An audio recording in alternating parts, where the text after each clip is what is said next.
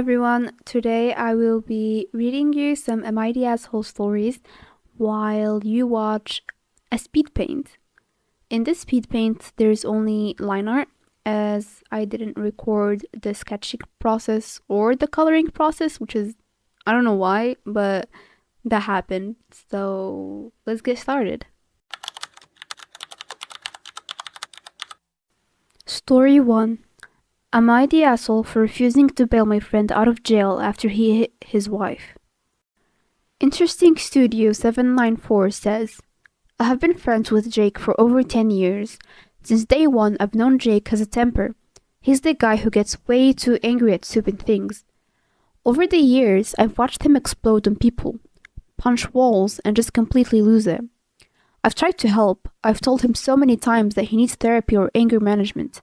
His answer is, he doesn't need help. People just push his buttons. 2 years ago, he married Sarah, and she is the sweetest, kindest person ever. But honestly, I've been worried for her. I've seen him yell at her over the dumbest things, like not putting enough salt on his food or something equally unbelievable. Yesterday, a friend called me saying Jake had been arrested for hitting Sarah during an argument. Apparently, a neighbor heard the commotion and called the cops. Jake called me from jail, begging me to bail him out. I said no. He crossed the line and I'm done. He flipped out, called me a fake friend, and said I was abandoning him in his darkest hour. Since then, his family has been blowing up my phone, saying I'm heartless and that everyone makes mistakes. Sarah actually reached out to me, thanking me for not enabling him. She told me he's planning to leave him for good, and I said I'd help her however I can. Now I'm stuck in the middle. Some of our friends are saying I did the right thing by letting him face the consequences. But others think I should have bailed him out because that's what friends do. Honestly, I feel torn. This is someone I've known for so long, but I can't excuse what he did. Am I the asshole for refusing to bail him out? My verdict for this one is that you're not the asshole. Honestly, what you did was the right thing, and you should not lower your moral compass to accommodate other people.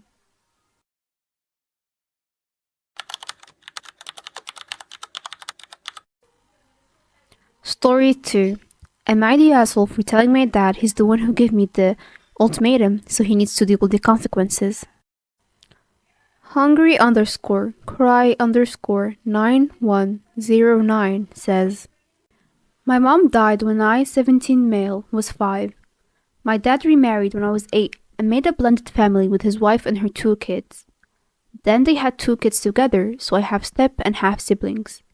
My mom's family were a big part of my life for the first 6 years, and then my dad and them fought because my dad had met his wife by then, and he didn't like their reaction to the news. Essentially, he wanted to invite them over for my grandparents' yearly family barbecue, and my grandparents didn't want to include them. They told him they couldn't accept my mom's replacement. He got mad at them for feeling that's what he was doing, and he told them they could forget about seeing either of us again. He tried to keep me from them, but they filed for grandparents' rights, and Dad's lawyer said they'd win. So he said I could see them once every 3 months for 4 hours. It was way less than I was used to, but it didn't stop me being close to them. Okay, once every 3 months is crazy, actually. He invited them to his wedding and they didn't come.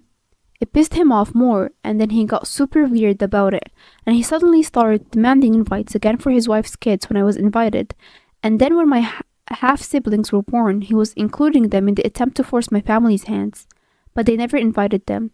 They did ask me if I wanted them there, and I said not really, so they didn't change their mind. My dad always bitched about them whenever my visits would come around. He really hated that I went, and my step and half-siblings couldn't. He tried to tell me I should advocate for them all to be included. I never replied to him because it was easier not to. Once I turned 14, he got worse with that stuff, and he'd complained that I was calling and texting them and that I kept in touch more than once every 3 months. He'd tell me they hate my siblings, that he didn't want us to have our family. I told him that didn't upset me or make me mad, and it didn't change that I wanted to see them. The day I went back to school, senior year, my dad told me since I was graduating in May and I'd be 18, he needed to make it clear that I will need to choose, because I can't keep spending time with people who refuse to include most of my family, and he told me I'll have to choose my family or them. I told him the them were my family and I choose them. He didn't expect the answer. He got pissed and told me I should always choose siblings over extended family. I acted like I hadn't given my answer because he told me when he and his wife threw me the graduation party that I wouldn't be allowed to invite my mom's side. I told him he didn't need to throw me one because they would, and I'd made it clear my choice will be them. Dad told me that isn't how it works. I told him it is because he gave me the ultimatum and he needs to live with the consequences.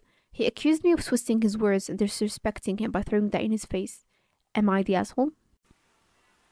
I actually don't like family dramas, but I still believe that you're not the asshole because your father had no right to separate you from your family, actually. And the once every 3 months just threw me off because once every 3 months, why? Like, that's just crazy. I'm not going to comment further on this one because I feel like I have no right to. So, next. Story 3. Am I the asshole for making my daughter leave because my husband is attracted to her?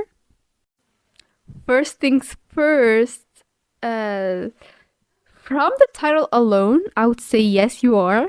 But let's not judge too fast, okay? Let's not judge from the title. Let's read. Throwaway Me 4158 says,